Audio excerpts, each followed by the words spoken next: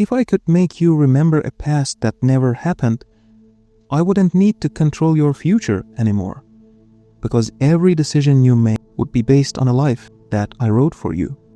To me, that's the most terrifying idea Silo has introduced so far. Most stories about memory ask the same question.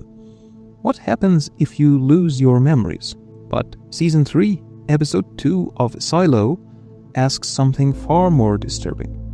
What if you never lose your memories?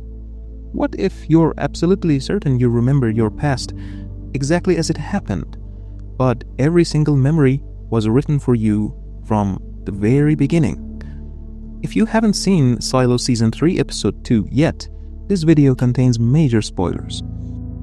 Hey everyone, I'm Max, and welcome back to Maxscreen. When this episode ended, I thought I had already figured it out. Juliet has lost her memory. So naturally, this episode must be about memory. But the more I thought about it, the more it felt like the show wanted me to believe exactly that. Because if this episode were only about memory loss, half of what's happened wouldn't even need to exist. Daniel and Helen's flashbacks, the algorithm's conversations, the silo-wide memory reset, Camille's new role. None of these moments are random. They're all orbiting the same idea. An idea that the episode never says out loud. So instead of asking myself, what is this episode about? I asked a different question. What if legacy isn't trying to erase the past at all? That single question completely changed the way I looked at this episode. Because little by little, I realized legacy isn't afraid of people's memories. It's afraid of any version of the past that it didn't write. And those are two completely different things. Forgetting means something happened, but you can no longer remember it. Rewriting means you're completely convinced you remember your past, even though the past you believe in never actually happened. From that moment on, even the drugs meant something different to me.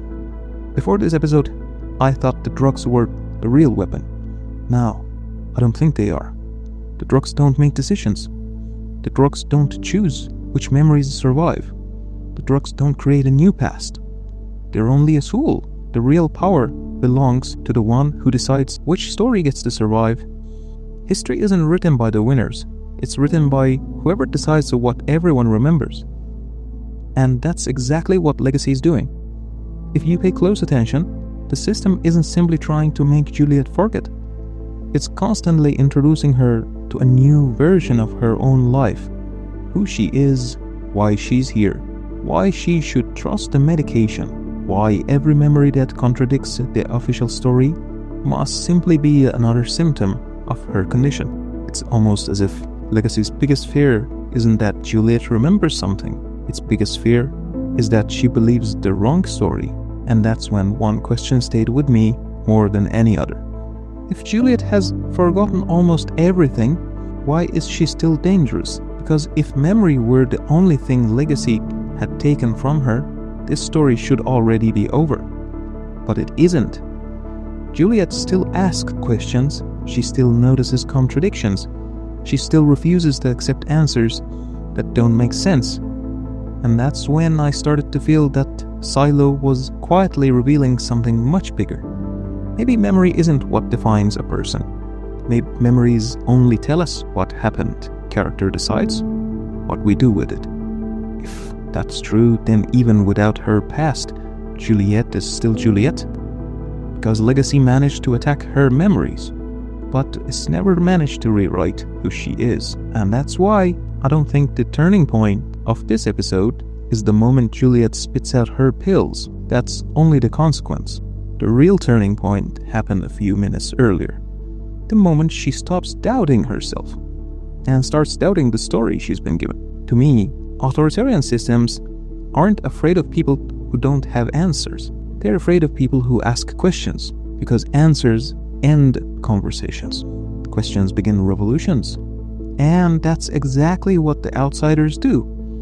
They don't magically restore Juliet's memories. They don't suddenly prove everything. They plant a single question. What if everything you've been told about yourself is exactly what someone wanted you to believe?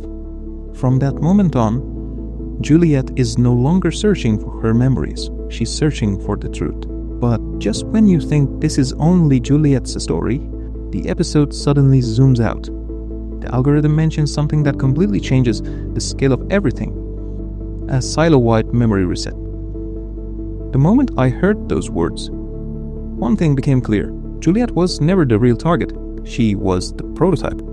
If this works, it won't happen to one person. It will happen to everyone. And that's where the difference between erasing the past and rewriting it finally becomes impossible to ignore.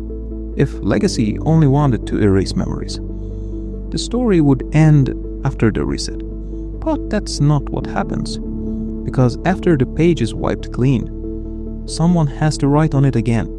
And that someone isn't the people. It is Legacy. That's when Camille's role suddenly looked completely different to me.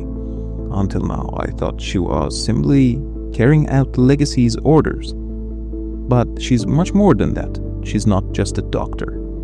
She's not just an administrator.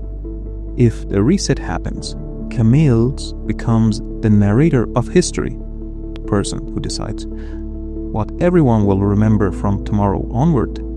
And honestly, that's more terrifying than any weapon, because a prison takes away your physical freedom. But someone who gets to write your past takes away your freedom to know who you really are. That's exactly where Daniel and Helen's flashbacks finally fall into place.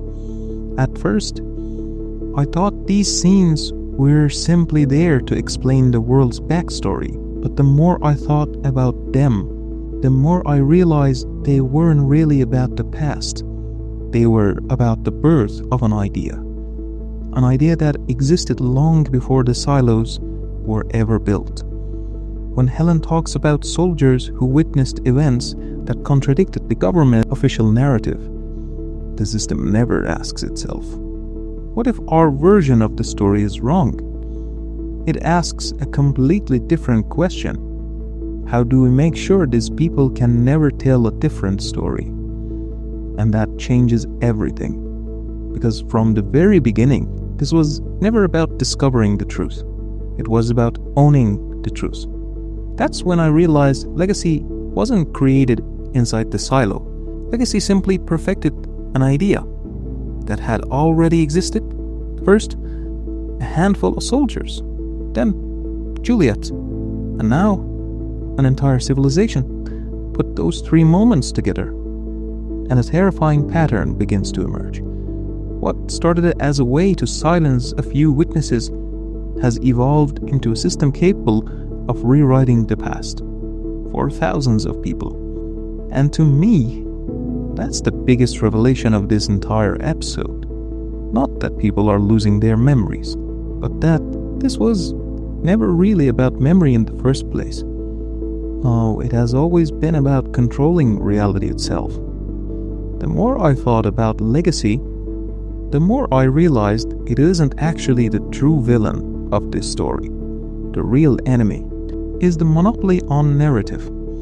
Because the moment only one voice is allowed to define the past, it doesn't really matter what that system is called.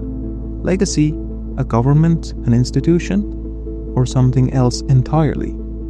The result is always the same. If only one version of history is allowed to survive, truth slowly stops being something you discover. It becomes something you're given permission to know. And maybe that's why books are dangerous, like hard drives are dangerous, like witnesses are dangerous. Not because they possess power, but because they prove the past has more than one version. And for a system whose power depends on controlling the story, nothing is more dangerous than that. But the thing that stayed with me the most wasn't Legacy. It was Juliet. Because despite all of this darkness, this episode quietly gives us something incredibly hopeful. If our identity were nothing more than our memories, Juliet should have become a completely different person, but she doesn't. She's still the person who chooses truth over comfort. She's still the person who refuses to ignore contradictions. She's still the person who asks, how do we know?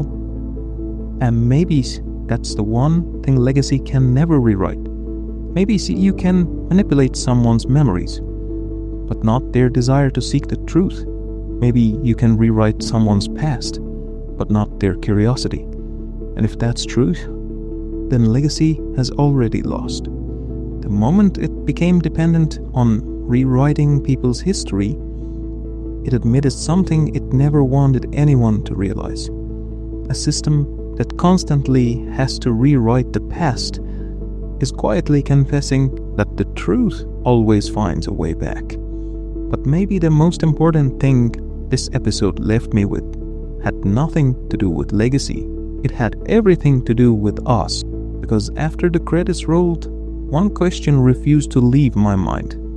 How do we know the things we believe about our own past actually come from our own experience and not from a story we've simply heard enough times to accept as truth? Silo never answers that question. It simply forces you to sit with it. And maybe that's why this episode feels less like science fiction and more like philosophy. Because it isn't really asking how memory works. It's asking something much deeper. Who gets to define reality? If everything you know about the past comes from a single source, is it still history? Or is it just a perfectly maintained narrative? The more I thought about the episode's title, the more unsettling it became. It's all good. At first, it sounds comforting, reassuring, harmless. But by the end of the episode, it feels like Legacy's entire philosophy condensed into 4 words. Everything is fine, so don't ask questions. Everything is fine, so don't go looking for evidence. Everything is fine. And if your memories ever conflict with our story, question yourself. Never question the system. And maybe that's Legacy's greatest achievement. Not that it forced people into silence, but that it taught them to doubt themselves before they ever doubted the people in power. To me, that's the most sophisticated form of control imaginable. If I had to summarize this entire episode in one sentence, it would be this. Real power isn't making people forget the truth. Real power is making sure they no longer know what the truth ever was. And suddenly, everything starts to make sense. Why books are dangerous, why the hard drive matters, why witnesses matter, why Juliet matters. Not because any of them are powerful, but because each one proves. The official story isn't the only story, and for a system built on controlling reality, that's the greatest threat of all. To me, Season 3, Episode 2 of Silo isn't about memory. It isn't even about truth. It's about who owns reality, who gets to decide what the past was. Because the moment that power belongs to only one voice, people lose something long before they lose their freedom. They lose their ability to recognize reality itself. I'm Max, and if you enjoyed this kind of deep storytelling analysis, don't forget to subscribe to Maxscreen.